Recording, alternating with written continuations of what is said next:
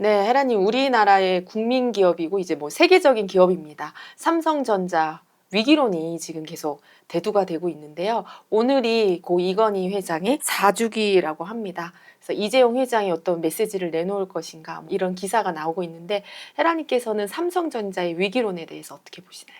항상 어떤 한 개인의 인생을 보면 그 사람이 정신이 뚜렷해, 인생 철학이 있는 사람은 인생 후반전으로 갈수록 발전을 하고 깊어지고 잘 되지. 똑같아요. 기업도 기업 철학이 있어야 돼. 분명한 가치관. 그 정신으로 사실은 움직이는 거거든. 나타난 모든 것은 그 정신이 움직여요. 그래서 점점 더 나타남이 세지고 현실화되고 커지려면 현실에 나타난 그 물질을 움직이는 속의 그 마음, 정신, 이게 되게 중요하거든. 근데 고 이병철 회장이 굉장한 기업 철학으로 만들었죠. 사업 보국. 그래서 그 이념을 갖고 나타난 삼성이 그 경영 철학이 점점 흐려지고 있어. 이건희 회장 때도 조금 있었어. 선대 회장한테 직접 후계자 수업을 네. 받았으니까. 그런데 이재용 회장한테 와서는 이게 좀 많이 퇴색이 돼버렸군요. 됐지. 네. 기업은 그냥 돈을 버는 곳이 아니야. 자기의 가치를 실현하는 거지. 세상에 우리 기업이 무엇을 줄 것인가 그걸 뚜렷이 하고 그게 철학이지, 그치? 그걸 준 대가로 돈은 그냥 오는 거야. 그럼 그 돈으로 또 그 기업의 철학을 펼치기 위해, 뜻을 펼치기 위해서 재투자해서 국민을 잘 살게 하면서 국민에게 가치를 줘야 돼. 그래서 외국의 기업들 철학이 분명한 기업을 보면 노블리스 오블리제를 잘 실천을 하고 그 경영 이념 같은 게 분명하지. 그게 너무 없는 거예요. 그냥 비대해져서 돈만 많이 벌고 그래서 유명해지는 기업은 언젠가는 망하지. 이건희 회장의 신경영 정신이라는 것이 많이 회자되고 있는데 이건희 회장이 이런 얘기를 하셨잖아요. 마누라와 자식 빼고는 다 바꿔라. 그러면서 굉장히 도전 정신 그리고 새로운 신사업을 이제 개발하시고 이렇게 했는데 지금 이재용 삼성전자 회장 시절에 이르러서는 일단 실적이 굉장히 저조해졌고 그리고 이제 이재용 회장이 경영에는 거의 관여를 안 하고 대외 활동만 치중하고 있는 상황이다. 이런 비판이 나오고 있습니다. 이 부분에 대해서는 회장님께서는 구체적으로 어떻게 보시는지. 구심점 역할을 못하는 거지. 그게 보기보다 되게 중요해요. 구심점이. 딱 버티고 있는. 근데 그 딱 버티고 있는 구심점이 마음 에너지가 얼마나 센가에 따라서. 절대적인 마음 에너지를 갖고. 그러니까 여기서 세다는 얘기는 많은 사람들이 이렇게 생각해. 뭐 세다고 생각하면 윤 대통령 같은 분의 고집을 어떻게 꺾겠어. 센 건가 저게? 고집을 부리는데 국민의 지지를 저렇게 20%대밖에 못 얻어서 의료대란 하나가 수습이 안 돼. 여론이 약화돼 있으니까. 그건 약한 거지. 여기서 세다는 건 고집이 아니라 자기 믿음, 자기 철학, 이 정신이 단단한 사람.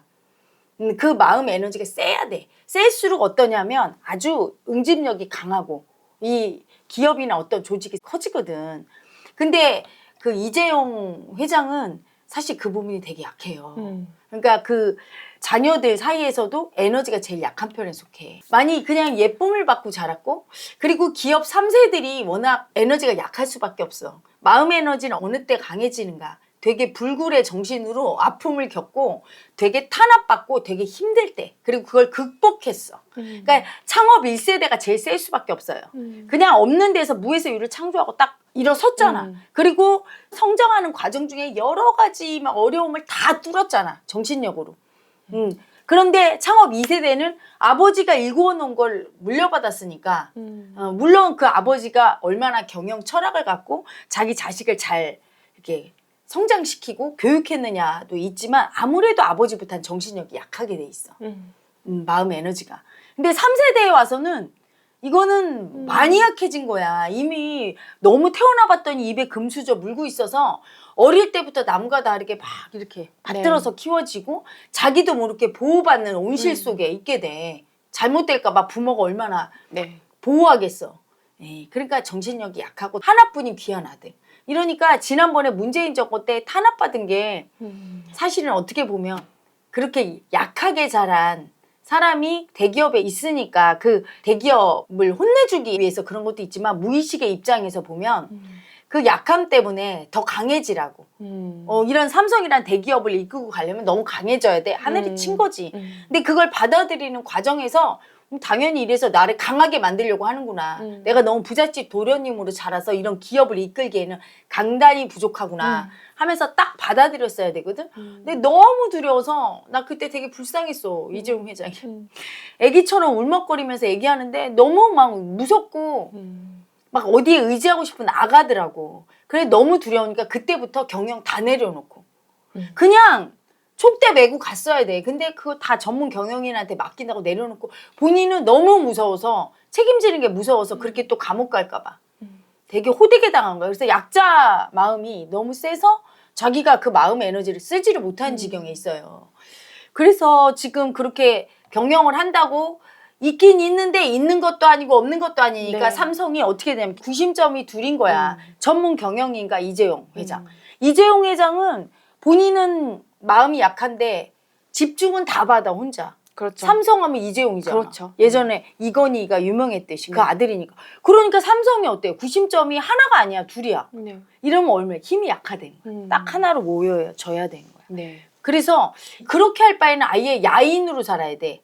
완전히 카리스마 있는 전문 경영인을 영입해서 강한 그립감을 주는 사람을 임명하고 자기는 그냥 야인, 그냥 유명하지 않은 그냥 평범한 사람으로 살아서 세간의 회자가 안 돼야 돼. 근데 공식 석상에서 저렇게 활동하는 건 집중을 받아서 자기가 지금 뺏어먹고 있는 격이 된 거야. 삼성의 에너지를.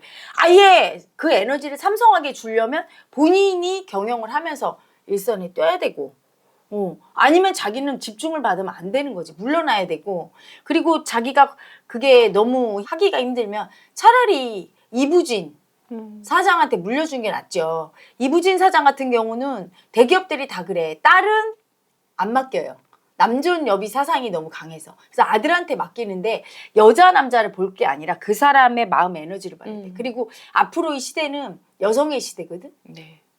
마음의 시대고 영적인 시대야. 마음을 인정하는 힘은 여자가 훨씬 발달했어요. 근데 영적인 시대에 가장 맞아. 글로벌 트렌드에도 맞고. 그래서 이부진 사장을 시키는 것도 한 방법이고. 네. 그 삼성전자 위기론에 이제 국민들이 반응하는 이유는 삼성전자가 가진 상징성이 있잖아요. 우리나라 제일의 기업이고 그리고 실질적으로 경제적으로도 엄청난 영향을 미치고 있습니다. 사람들이 약간 불안해하는 시선으로 보고 있는데 헤라님께서는 어떻게 보시나요? 불안할 거 없어요. 삼성의 시대가 저물고 있어도 우리 국민이 삼성이 없다고 그래서 죽어? 예전에 삼성 없을 땐 죽었나? 한강의 기적을 일으키고 새로운 기업들이 또 나와서 우리 민족은 망하지 않아요. 지금부터야. 그래서 이제까지 경영 철학이 없고 물질만 추구했던 기업들은 사라지게 될 거야.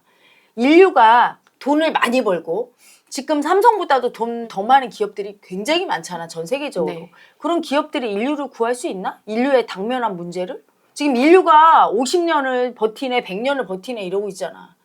전부 다 사업이라는 것이 물질 문명이 중심이 돼서 파괴하는 쪽으로 가고 있어요. 돈을 벌지만 인류의 생명을 재촉해. 명줄을 끊으면서 돈만 많이 벌으면 인류가 존속할 수 있냐고. 그렇지가 않아.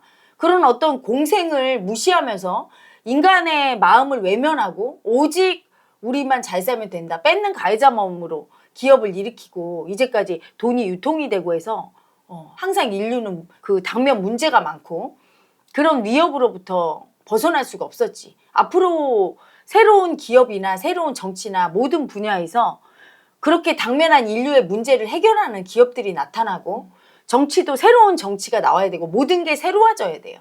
의식을 혁신해서 새롭게 정치, 경제, 사회, 문화 모든 부분에 그 의식의 산업이 앞장서서 사람의 의식이 개혁돼서 새로운 문명으로 거듭나지 않으면 인류는 망하게 돼 있거든. 그래서 앞으로 우리나라 기업이든 아니면 다른 세계의 기업들이 망하게 될 것이고 또 하나 우리의 기업이라고 해서 우리나라만의 기업이 아니에요. 다국적이지. 삼성도 이미 그렇고 글로벌 기업들은 다 우리의 기업이야. 너무 국가를 중심으로 우리 것만 그리고 이건 너희 거고 이렇게 생각하면 안 돼요. 우리한테 도움을 많이 주는 외국 기업도 우리야 우리 거야. 그렇게 생각하면 돼. 외국에서도 삼성 같은 핸드폰을 만드는 기업은 외국의 많은 나라의 국민이 삼성을 애용하면 삼성은 그 나라의 기업이라고도 할 수 있는 거야. 너무 그렇게 애국심으로 그렇게 가두어 놓으면 커지지 못하죠. 그래서 그런 애국심을 떠나서 앞으로 세계는 하나예요. 글로벌화 되려면 분명한 철학이 있어야 돼. 그래서 제일 중요한 게 뭐냐면 사람이 어떤 인생을 살 때 내가 어떻게 살아야 될까를 분명히 알고, 그리고 두 번째, 내가 살아가는 과정 중에 반드시 정도를 걸어서 내 양심에 부끄럽지 않고 내가 해야 할 도리를 내가 손해를 보더라도 하면서 사는 사람은 복을 받고 하는 일이 잘 되고 내 인생을 통해 나도 도움을 받지만 남들에게도 도움을 줘요. 기업도 마찬가지야. 지금 현재 당장 돈을 많이 버는 쪽으로 무조건 간다고 이게 좋은 기업이 아니에요. 그리고 내가 이 돈을 벌어서 무엇을 하실 철학이 없고 그냥 기업은 돈만 많이 벌면 됩니까? 돈 벌어서 어떻게 국민에게 도움을 주는지. 사실은 핸드폰이라는 것도 국민들한테 도움을 주지만 그게 끼치는 폐해가 적지 않아요, 인류가. 그 핸드폰 하나를 손에 들고 소통이 다 단절됐어. 자기 마음을 표현하고 서로 정을 나누고 이런 문화가 사라져서 되게 인간의 정신이 피폐해지고 자살률도 높아지고 인류의 문명이 끝없이 그냥 자기 사랑받고 인정받고 돈 많이 벌고 남은 무시하고 이런 쪽으로 가는데 또 일조를 했거든. 핸드폰뿐이 아니라 여러 가지 사람들이 향유하는 지금의 문화가 이게 맞는지, 우리 인류가 존속하는데 도움 주는 어떤 물질이나 어떤 정신이나 이런 걸 갖다 국민한테 파는 게 아니라 뭐 국민의 정신이, 인류의 정신이 피폐해져서 망하건 말건 돈만 벌면 된다. 이제 그런 기업들은 사라지게 돼요. 그게 우리나라 기업뿐이 아니라 전 세계적으로 사라져야 마땅하고 국민의, 인류의 정신을 일깨워서 올바른 의식으로 세워주는 기업이 새롭게 나타나게 되고 네. 그런 기업들이 앞으로 성장하고 인류의 영적 산업을 네. 일으키는, 그래야 인류가 살아남을 수 있거든. 잠재의식은 본능적으로 알고 있어요. 그렇기 때문에 지금 삼성이 당면한 문제는 삼성뿐이 아니다. 전 세계 기업 중에 그렇게 돈만 추구하고 인류에게 자기들이 어떤 이바지를 하는지 모르고 인류를 위험 속으로 끌고 가면서 돈만 많이 벌면 되고 이게 어떤 위험을 주고 어떤 도움을 주는지도 모르고 철학이 부재한 기업들은 전부 당면한 문제를 얻게 될 것이고 위기에 직면하게 될 것이에요. 그리고 항상 사람은 자기와 남을 잘 아는 게 중요해. 내가 늘 얘기하죠. 주제 파악이 중요하다고. 이재용 회장은 그거부터 봐야 될 거예요. 내가 삼성에 이렇게 회장으로 있는 게 삼성에 도움을 주는가. 그리고 내가 이 마음의 힘이, 내 의식의 힘이 이 삼성을 끌어갈 만한가.